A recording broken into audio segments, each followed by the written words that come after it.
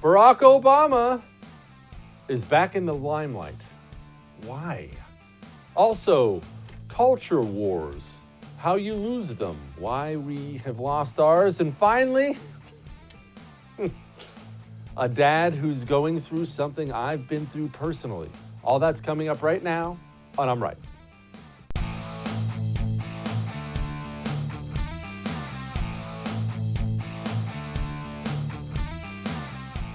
You know I'm a biased person. I've never claimed to be a journalist. I'm no journalist at all. I'm not just trying to play things down the middle. I'm just calling things fair. Just want you to know I just call balls and strikes. No. I am an absolute right-wing hack to the very, very core. I know you've heard me criticize Republicans a million times, and I always will because I want them to stop being weak and pathetic. However, I view it as part of my mission in life to destroy the left. I cannot stand the left. I can't stand collectivism, socialism, communism, whatever word you want to put on it. I see what it's done to the United States of America, and frankly, it sickens me. It does. And I'm mad at the Republicans who won't stand up to it. And as somebody who cannot stand the left, somebody who cannot, I went to community college. I hate Barack Obama. I understand you're not supposed to say that. You're not supposed to have hate in your heart. That's not what God wants for you. It's not what God wants for me. But I hear his voice and it grinds on me. And it's not necessarily him personally because I don't know him personally. It takes me back to what it was like for 8 years. And we talk about enough negative things on this show. We'll go over some of that tonight. But let's remember, it was a lot worse for the 8 years before Trump. Do you remember what it was like under Barack Obama? One, the guy was outstanding at packing the government full of absolute left-wing academia nut jobs, and it has gone a long way to hampering Donald Trump's administration the entire time. Remember what it was like when Barack Obama went abroad? He would go every single time he left the country, he would give a speech somewhere and apologize in some way on behalf of the United States of America. I mean, yeah, we kind of suck. The guy stood in Egypt, where they have had human rights violations that have never taken place in the United States of America. And he stands in Egypt and he's, oh, well, I mean, America sucks. What are we going to do about it? The guy was absolutely terrible. He would stick his nose in every domestic issue. Anytime there was a crime involving police or whatnot, Obama's out there running his mouth.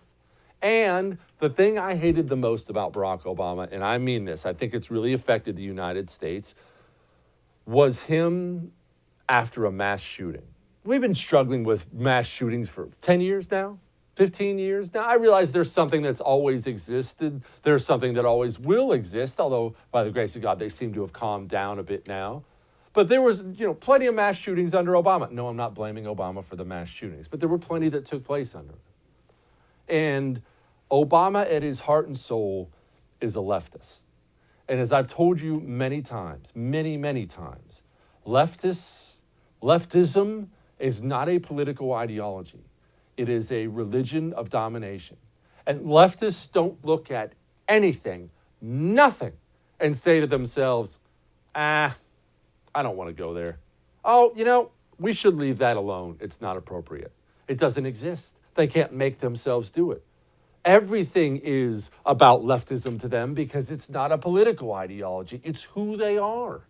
It's why they exist. And the way Barack Obama responded to mass shootings in this country will always, always bother me. Before the bodies had turned cold, Barack Obama would gun grab and blame guns instead of just standing up there as commander-in-chief, offering some measure of comfort, mourning with everybody as they're sad. He couldn't make himself do it. Even with, sadly, dead kids sometimes. Obama, he had to do it. He had to grab for them. And I will always resent him for that. Mercifully, he's gone now. And I realize it's been 4 years, well, almost 4 years now, of fake controversy after fake controversy under the Donald Trump presidency. Whether you love him or hate him, it has not been a quiet presidency by any stretch of the imagination. My goodness, it's a new thing every single day. They impeached the guy, for Pete's sake. Remember, they impeached Donald Trump? But it has still been a lot better under Donald Trump than it was under Barack Obama. So let's keep that in mind. Something to be thankful for today. However, that's the good news. The bad news? We have the DNC going on right now. We have this big Democratic National Convention going on. And Barack Obama spoke. Now, of course, Barack Obama was going to speak. Barack Obama was president of the United States for 8 years. He was the last president. He was a Democratic president. He's still well thought of in Democratic circles. He's also probably the best public speaker they've ever had. So, of course, he was going to speak. The question was, what was he going to say? Obama is not somebody who gets behind a microphone and says things lightly. He says things for a reason. And here's what he said. For close to 4 years now, he has shown no interest in putting in the work. No interest in finding common ground. No interest in using the awesome power of his office to help anyone but himself and his friends. No interest in treating the presidency as anything but one more reality show that he can use to get the attention he craves. Donald Trump hasn't grown into the job because he can't. And the consequences of that failure are severe. 170,000 Americans dead. Millions of jobs gone, while those at the top take in more than ever. Our worst impulses unleashed. Our proud reputation around the world badly diminished. And our democratic institutions threatened like never before. Divisive?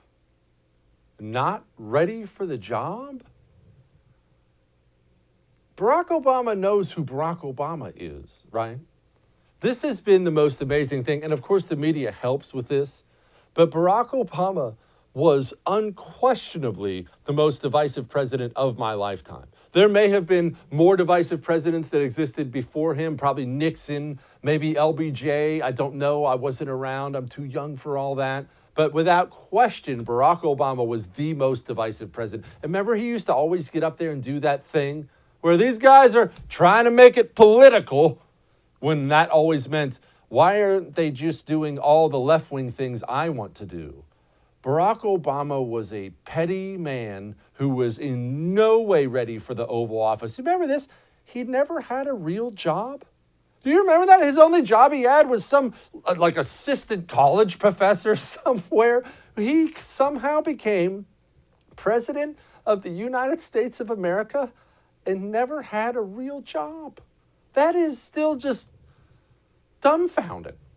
Well, you knew Donald Trump was going to have something to say about that, because when doesn't Donald Trump have something to say to people who take shots at him? Trump said, quote, why did he refuse to endorse Slow Joe until it was all over?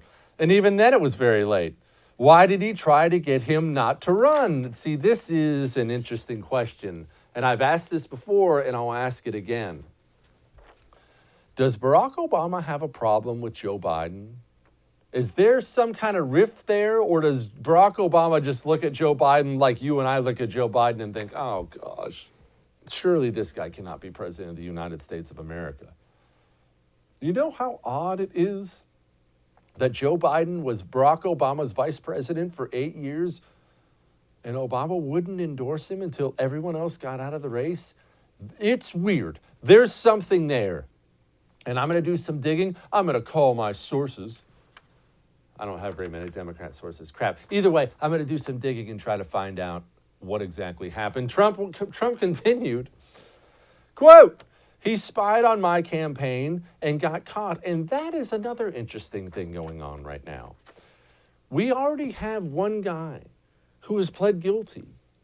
Kevin Kleinsmith, an FBI lawyer, pled guilty to falsifying information in order to get a warrant on Trump campaign staffers under Barack Obama.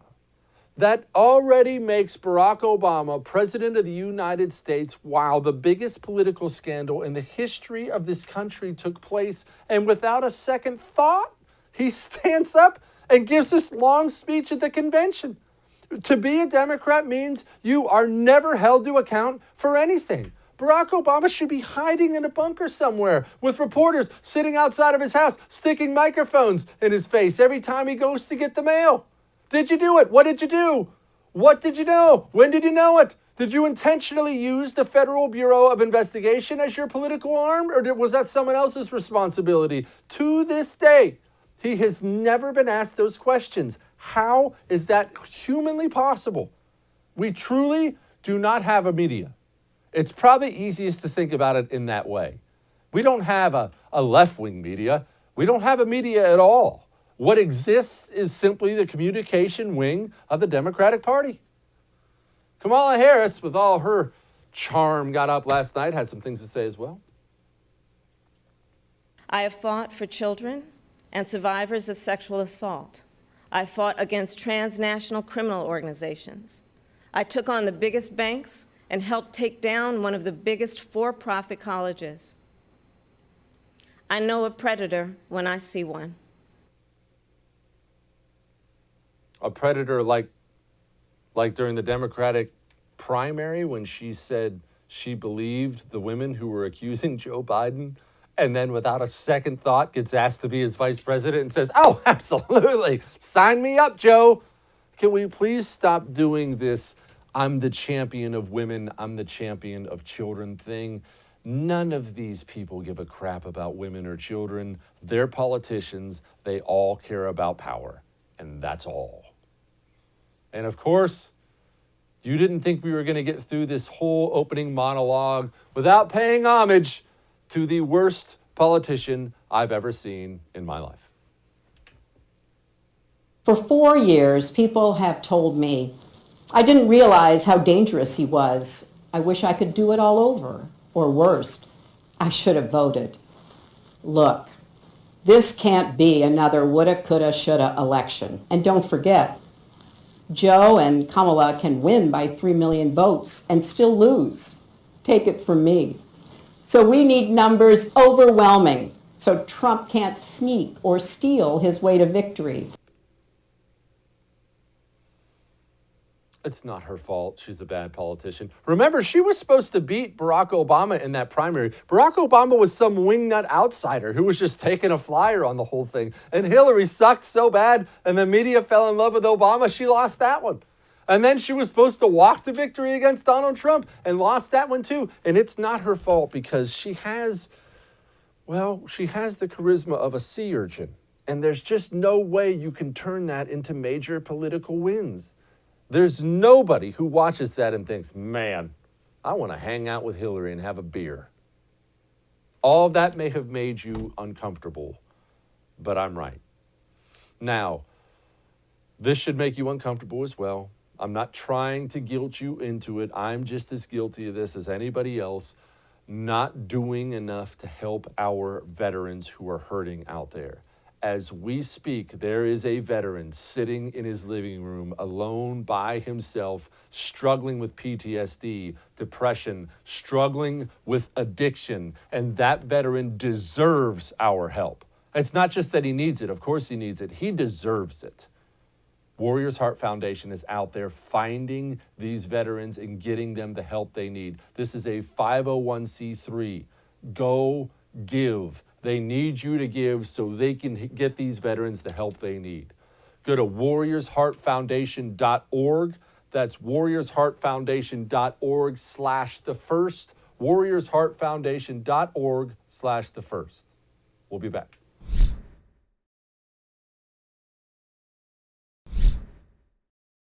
All right, I need to give it to you straight here. This grosses me out, and it grosses me out big time. But I think it's important that you see it, and I think it's important that you know this is going to become more and more common in society as we continue to degenerate until we take this culture back from the disgusting leftist hordes who have taken it over. And believe me when I tell you, there's nobody who's less moral than I am.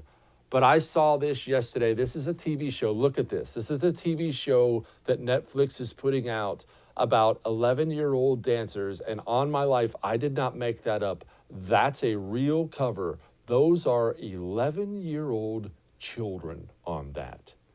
What does that say about us as a society that a major production company would even put that out? What does it say about us? Doesn't that speak so poorly of us? And I've got to say something else, and this is going to be difficult to hear. You know how you and I look at various countries around the world and how they have these horrible human rights violations. You know, we got concentration camps in China. We have these countries all through the Middle East that treat women and children like cattle, just treat people like crap. We look at things that happen in Afghanistan where they're stoning a woman for looking at somebody wrong. And we have all these things that take place across the world, and we look at them and we think, my word, what a gross culture.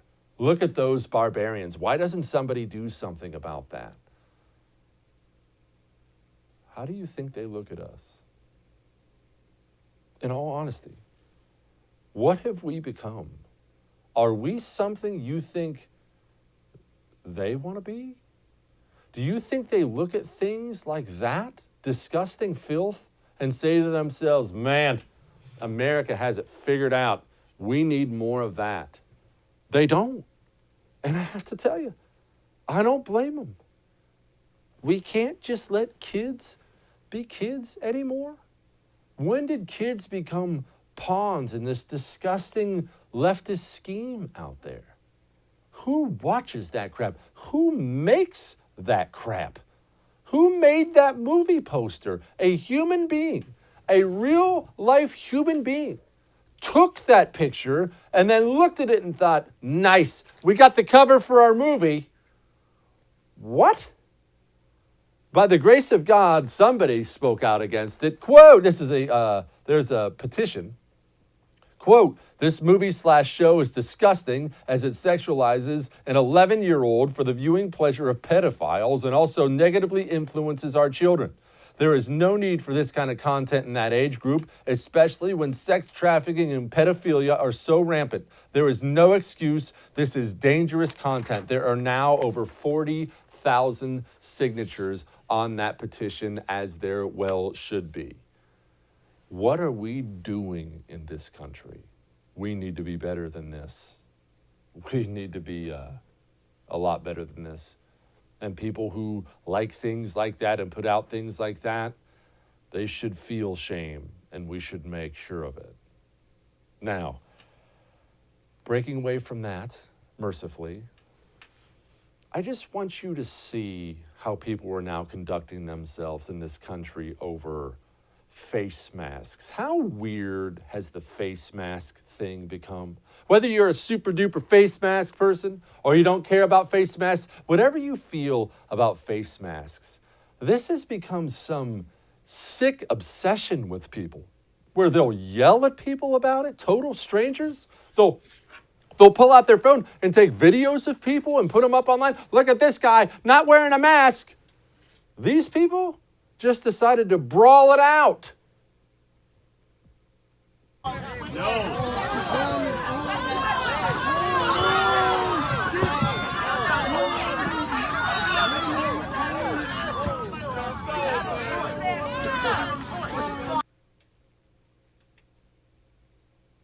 What's wrong with us? We have let this coronavirus thing rip us apart. And I'm not discounting the seriousness of coronavirus, but what are we going to do when a real national threat comes knocking on our door? Because there's always one coming, you realize that, right? A real one. That's just the history of the world. There's always another one coming. It saddens me, man. We got a lot of work to do. Now, speaking of work, how hard do you work? How much do you save? All those days you've put in, all those hour after hour after hour. Maybe you're late getting home, missing dinners with the family, sacrificing so you can retire one day. Please tell me you don't have all your money in stocks and bonds in this environment. Have you seen what's happening out there? Not just the small businesses that are closing across the country. Big, major corporations are shutting down franchises by the hundreds. We are in the middle of a bubble that is going to burst. Get a gold IRA from Gold Alliance so you are not completely wiped out when this market corrects itself. I'm trying to be as nice as humanly possible. Gold Alliance has an A+ rating with the Better Business Bureau. Go to goldalliance.com/Jesse. That's goldalliance.com/Jesse. We'll be back.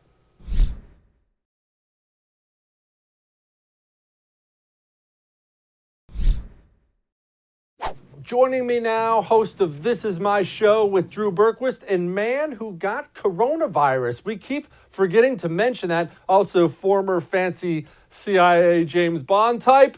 Drew, are you all over coronavirus, and do you have lasting damage in your lungs?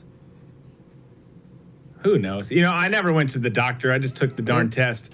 I'm mostly over it. I can't smell still, which, but whatever. I mean, I feel pretty darn good now. And again, I've said it before. I mean, there's some benefits to not smelling. So. Look, I have 2 sons, Drew.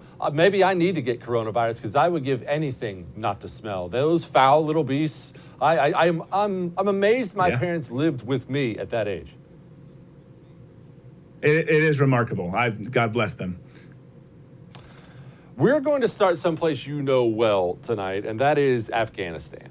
Now, there's always a new explosion. There's always a new threat here. There's always a new peace deal there. There's always something.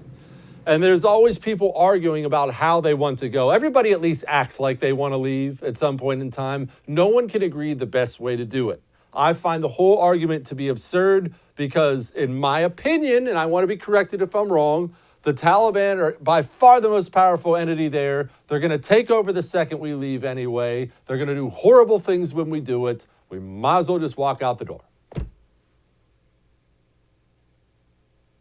Yeah, I mean, well, you're right. I mean, they are going to, no matter what. I mean, and frankly, it's not talked about much in the press, but over the last couple of years here, I mean, they have seized back a huge swath of territory throughout the country. There's been a huge push on inserting themselves further into government there. But we know how the Taliban's going to operate. We know how they have always operated. They are a vicious, violent group who don't care about anyone but themselves.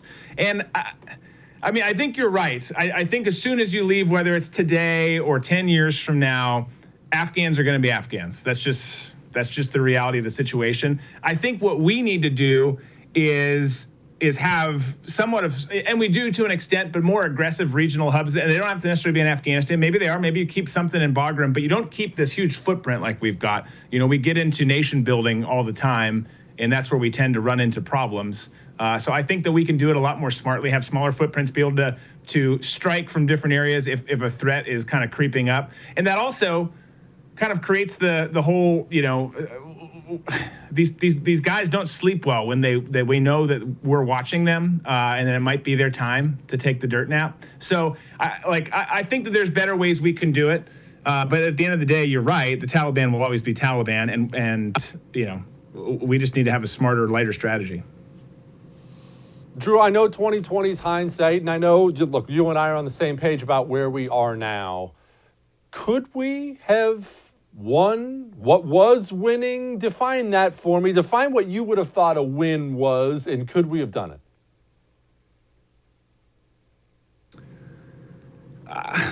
Yeah, well, I think the first win would have been sticking to mission. Again, something that we struggle with as a country. But sticking to mission, hey, we're here to rout out al-Qaeda, kill their leadership, prevent this safe haven of training where people can freely flow, plan and operate, and then launch attacks in Western Europe, throughout the Middle East, and of course over in our country, which is why we were there. So and we did that. But as you start to, you see the Obama administration come in, and we change our policies, and we change how we do things, and we handcuff ourselves. I think we were winning. And then I think that even frankly before before Obama. We switched with W to more nation building. We started surging. We started doing a lot of things that took us off focus, took us off mission. And what was a winning effort became just a sustained mess, which is where we are now. I think, again, if we go back to a lighter footprint and just focus on counterterrorism missions, special operations forces, intel, some support and logistics where you need them, and then you can send the conventional folks home. God bless them; they do a great job. But we could just do it smarter, and it would seem like a victory, and it also wouldn't seem like this huge debacle that we have to talk about year in, year out, that no one's ever going to agree on whether we've done it right or not. Let's just put it back in the shadows and let our people do their work. Drew, what hope do we have? What is our goal? What hope do we have for Iran? I know we want the mullahs out of power. I get that. I totally get that. They're these fundamentalist terrorists funding scumbags over there. I get it. Is there an actual group there we want in power? I mean, we seem to be changing out the Iranian regime more often than the Iranians do. Is there somebody we actually want and we'll be happy with? Well, I think you hit the nail on that. I mean, look, we want the mullahs out. We want those folks who have been there. These countries over there, Iran included, and it's you could put Afghanistan in there. A lot of the South Asian and Middle Eastern countries, the youth are coming up, and they see what we have over here. Granted, a lot of them love like WWE and they're super into that. If you're into that, that's cool. But they love our culture and they love how the West does things. And they don't want to be held down by this anymore. So I think we want more progressive thinkers, not progressive like AOC and her friends here. That's terrifying. I'd take Iran over them. But more, breaking from the old traditions of Iran and all those countries there. So I don't know that there's a specific group. No, maybe someone else has a different thought on that. I don't necessarily think that's the answer. I think the answer is we need everyone around Iran to start condemning them and pushing back against everything they're doing through their proxies throughout the region. And then that will start to force some of those people out of power. And we'll start to see some of these younger generations rise up and hopefully have some people that are a little bit easier to work with. Drew, are you telling me there was never a point in time in your life where you watched professional wrestling? What's wrong with you? No, in the young, I mean, are you kidding me? In the early days, wrestling was awesome. Yes. It's just changed. Like when it was still WWF, it was amazing. That's what I'm talking about. And I'm going to make myself sound really old here. One, my father, he's my father, tried to ruin it for me when I was 6 years old. And I told him I was this huge wrestling fan. And my dad just breaks it to me right off the bat. He says, all that's fake, right? I was devastated. I had no idea that it wasn't real. That's one. Two, I finally turned it on for my kids 4 or 5 years ago, thinking, maybe they can get into it. I remember what it was like, Hulkamania and stuff like that. The women are all half naked. You cannot watch that with your kids anymore. Was it like that when I was a kid and just didn't notice? No, it wasn't. Like you had what was her name, Elizabeth or whatever her name was with Yes. Macho Man. People were dressed in like gowns and stuff. Now they are. I mean, everyone. Yes. The language has gotten a lot more coarse for children. The women are half dressed, and I would maybe people enjoy that part. I know, but enjoy the wrestling. Like people don't watch the WNBA. They don't watch it's just, to me they went too PC. They pushed down the wrong side and go back to how it was. Maybe I guess I'm a curmudgeon. I don't like change, but old school wrestling did rock. Speaking of the entertainment industry, I'm sure you saw it by now. We talked about it earlier in the show. Netflix has this new show coming out. Oh, just talking about it gives me the skeeves, called Cuties, about 11-year-old dancers. They're 11-year-old girls who dance. And the cover is, they're half naked, and everybody lost their minds when Netflix put out this cover yesterday. Yet they put it out without a second thought. And I can't help but wonder, how did we get to a place in society, Drew, where you can print up a cover of half-naked 11-year-old girls and just send it out there without being creeped out yourself, let alone being shocked the masses are against it? Yeah, I don't know. And I'm shocked for and maybe I shouldn't be, but I'm shocked for a company like this with the cancel mob that's out there, the the backlash for anything. There's literally nothing you can do or say any day, of the week anymore that doesn't get some sort of backlash. It just like, and you and I know it from dealing in this space, but it doesn't matter if you're an athlete, if you're in entertainment, whatever you are. 50% of the world hates you and wants the worst for you. And it's sad. So knowing that, you'd think people start to be more careful. Like they start to make decisions that make a whole lot of sense. So yeah, I thought it was very surprising that they were behind it, that they kind of doubled down and just went with it anyways. And particularly this year, where we've seen a lot more effort. And, Trump put, I think, $35 million towards child trafficking, pedophiles, and all this kind of stuff. There's a lot of buzz about that stuff right now. So doubling down and showing half-dressed, young girls, and then calling it cuties too. I mean, that's not a good name. Ugh. You know what? I'm sorry I asked the question. I want to go now. Drew Berquist, thank you, my friend. I appreciate you. Thanks for having me. All right. I have something for you. You ready for this? This is a battle box. This one's mine. You can't have this one. However, you can have your own. And you can have one of these every single month. They send you a brand new box with totally different gear every single month. It is a blast. If you're just you, it's a blast to open with your family. My family loves it. They love when it's battle box time and they know it's about that time. They go check the mail. My boys go check the mail every day. And then, of course, I get the dad, it's here. And they have it half open by the time I can even get to the kitchen. These are all kinds of survival items. And you can watch the show Southern Survival on Netflix if you want more info on how to use it, or they have information in here on how to use everything. I mean, flashlights, hatchets, disposable grills, tarps. The list is endless. Highly recommend it. You can get it for $30 a month. That's one of the packages they have. And if you go to battlebox.com with no E, again, that's battlebox.com with no E, and use the code Jesse, don't forget, save yourself 20%. 20%! Battlebox.com, no E, promo code Jesse. Enjoy.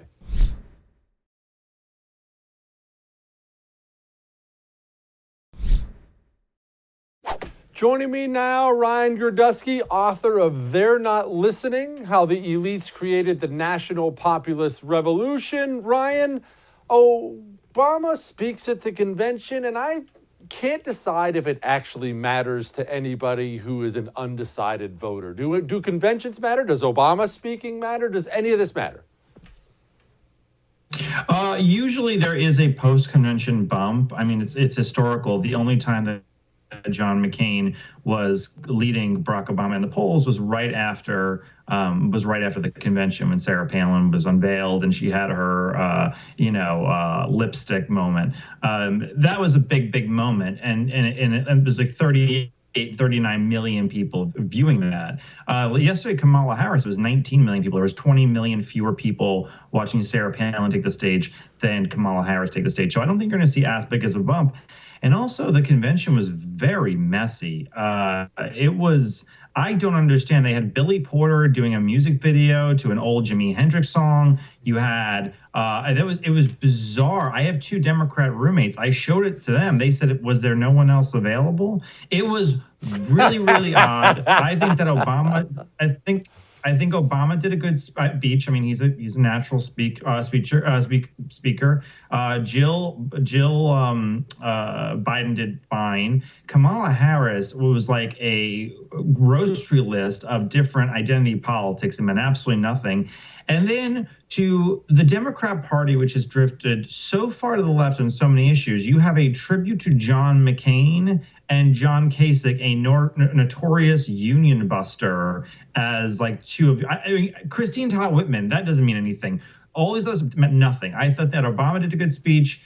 I think that Jill Biden did a fine speech. And then the rest of it trended from okay to what am I watching? Why are so few people watching this? Is this a coronavirus thing? Is it a lack of excitement because the crowd's not there? I mean, crowds do actually add something to these things. Is it that the Democrat ticket is so boring? Is it that they're so far left? Why? There has to be a reason. Viewership cut in half is a lot. Yeah, viewership is down. Viewership was down about 5 million people from where it was 4 years ago for the night that Kamala Harris spoke, and it was down bigger on the first and second night.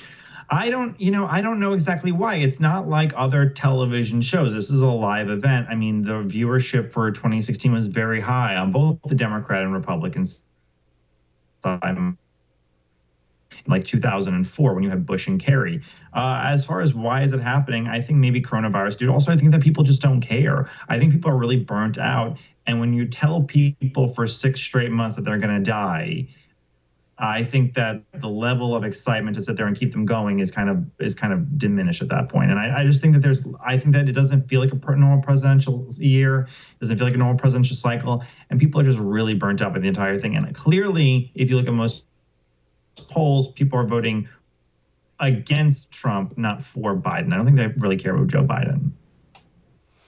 Burnt out? How could they be burnt out? Democrats, I mean, they're the party out of power. They should be uniquely motivated. I figured they'd be frothing at the mouth and wearing their stupid hats and dancing in the streets.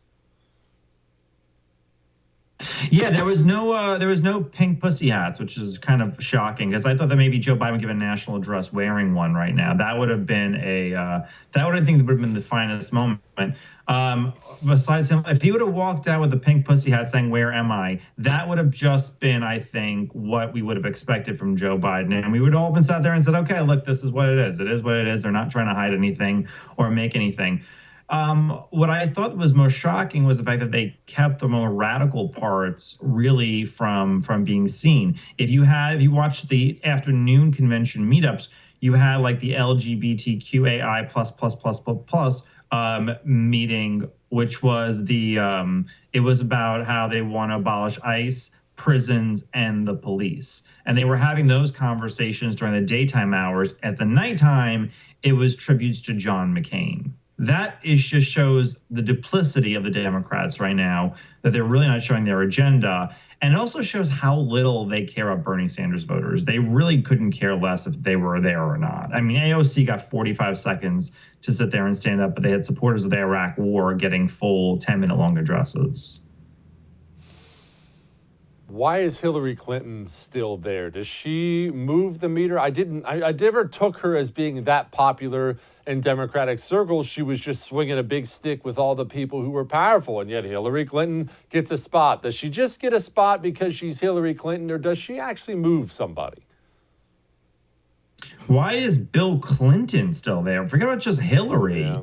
You got Bill Clinton. They're having a tribute to women and the greatness of women, and it featuring Bill Clinton. I mean, at this point, they might as well just sit there and have Ted Kennedy with Ted Kennedy's car on display, and that would have been just as good. It made absolutely no sense to me. I think that it was kind of I think they kind of missed the point. But it doesn't really matter because the Clintons are just a name. They're like the Kennedys are a name. So I don't know why was freaking Eva Longoria there? Who does she sit there? And I mean, it made no sense whatsoever. I thought that was really tacky. And also there was not a lot of ideas on display. It was like, look, Trump's a racist. He's a horrible man. He's a racist. He's going to kill us. He's going to deport all the little brown babies.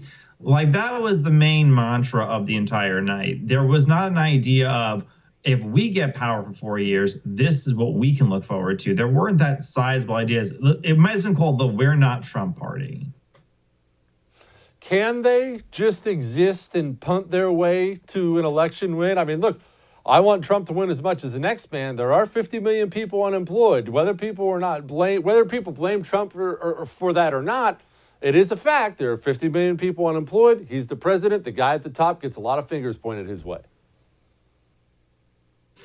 Yeah, no, listen, the polls aren't great, and polls do kind of matter. People keep excited by polls. And listen, it's very problematic. Yes, there are 50 million people unemployed, but at the same time, they ironically trust Donald Trump more on the economy still than they trust Joe Biden. Even though there's mass increasing in violence across the country, they still trust Trump more on crime than they trust Biden.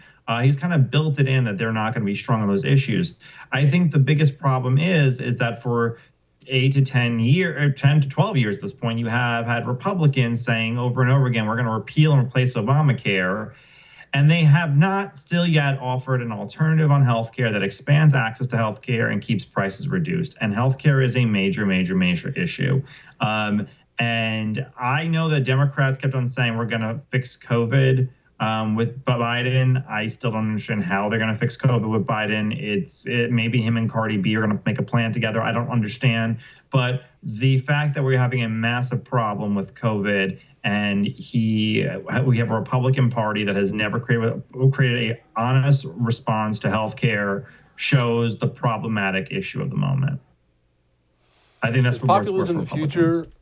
Is populism the future of the Republican Party, or does it die when Donald Trump is no longer president? I think that Trump's being president has actually put it on hold longer. Imagine had John McCain won in 2008 instead of Barack Obama. Would the Tea Party have happened? Probably. It probably just wouldn't have happened as soon as it did. I think Trump becoming president has actually suspended it because they said, oh, we at least have Trump. I think that is why it has not even excelled faster than it already has. I think it's actually in a bigger thing, even the post-Trump presidency, than it is even right now. Ryan Gerdusky, appreciate you very much, my man. Thank you. American made is something that should matter to you. It's something that matters to me.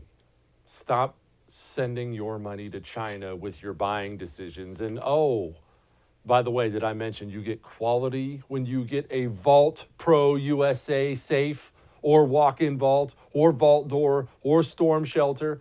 Not only do they have stock items, and you can see all those at vaultprousa.com/Jesse. They have plenty of great stock items. I already own one.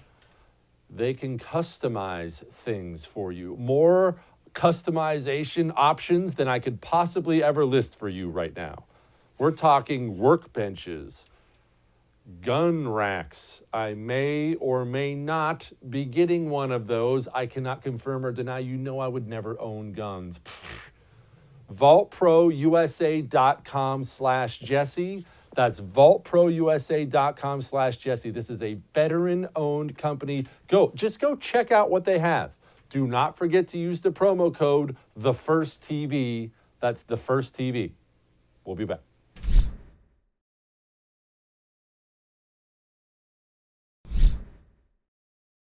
I want you to check out this little video because then you're going to hear a story of me, my heroism, and my courage.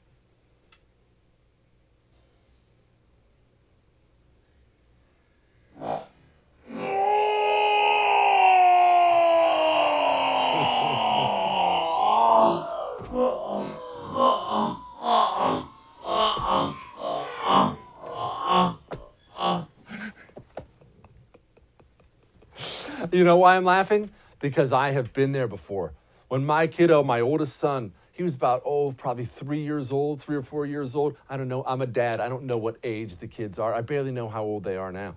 We got him one of these fancy, I think it was a Nerf bow, only it was a Nerf bow where it had these strong bands on it, and it was sold as something that could shoot these things 75 feet. And we're not talking about soft little Nerf tips. They have these flat, hard tips on the things, and you can just launch them across the yard, okay?